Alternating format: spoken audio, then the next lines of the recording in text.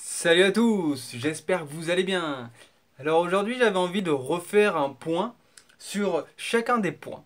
Comme j'étais bientôt sur le départ avec ma petite tente derrière et la guitare de l'autre côté, on verra si c'est pas trop lourd, je vais refaire un résumé du premier point.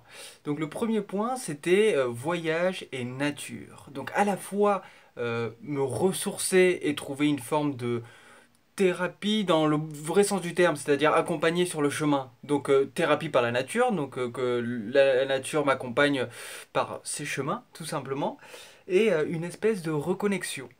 Et j'ai mélangé ça, ce rapport à la nature, avec le rapport au voyage et à vous rencontrer, car je mettais tout dans la même nature d'une certaine manière, aussi bien la nature des montagnes, des forêts et des lacs fait partie de la nature comme l'humanité ou le monde animal ou peut-être d'autres dimensions comme le monde des esprits, etc., etc., qui serait quelque chose de toujours naturel. Voyons nature comme natura, je crois, la chose qui est en train de naître. Donc c'est déjà très vaste tout ce qu'on peut faire par rapport à ça. Maintenant, revenons sur un point, la nourriture.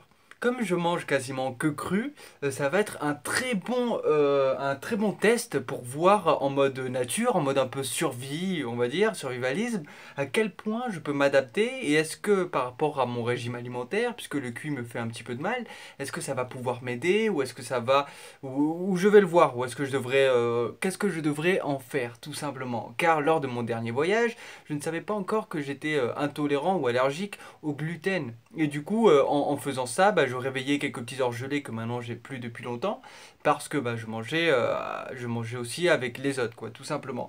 Et maintenant que j'ai mon mode de vie un peu plus personnel, sur ma manière de vivre, donc sur ma way of life, quoi, ma manière de vivre, eh bien ça va être intéressant de vérifier ce que ça va donner en soi.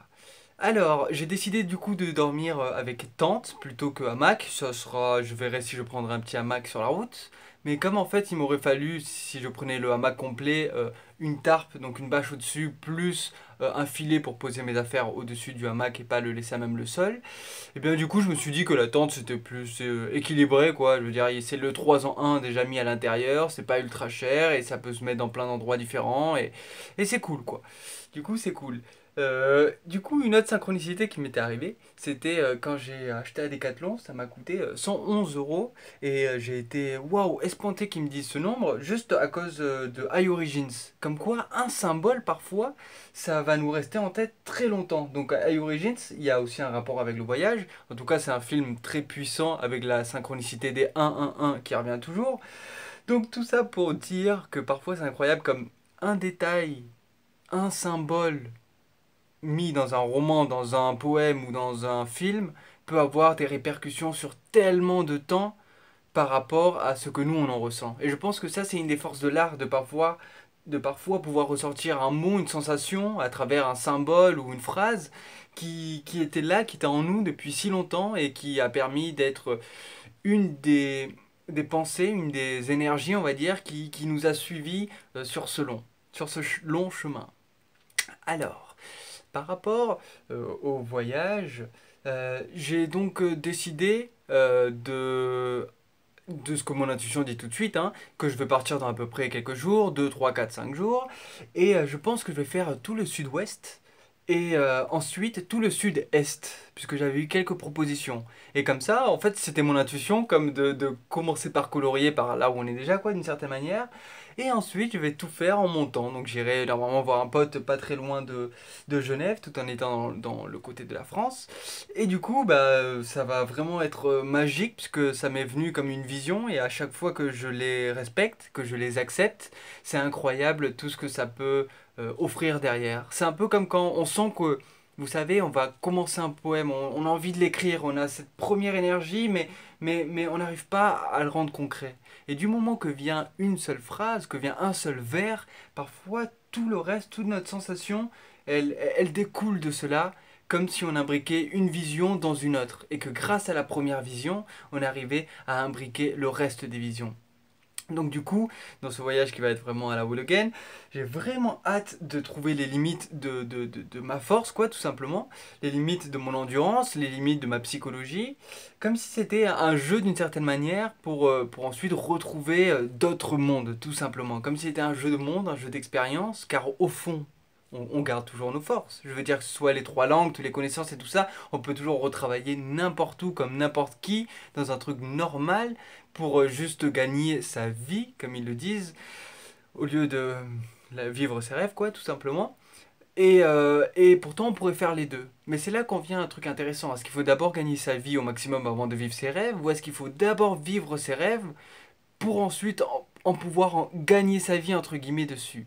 Ça, c'est une question philosophique qui a sûrement duré depuis longtemps. Et juste, je vous la pose à vous. Je veux dire, pour vous-même, voyez-le comme vous voulez, mais c'est une énergie que je voulais tout simplement vous envoyer.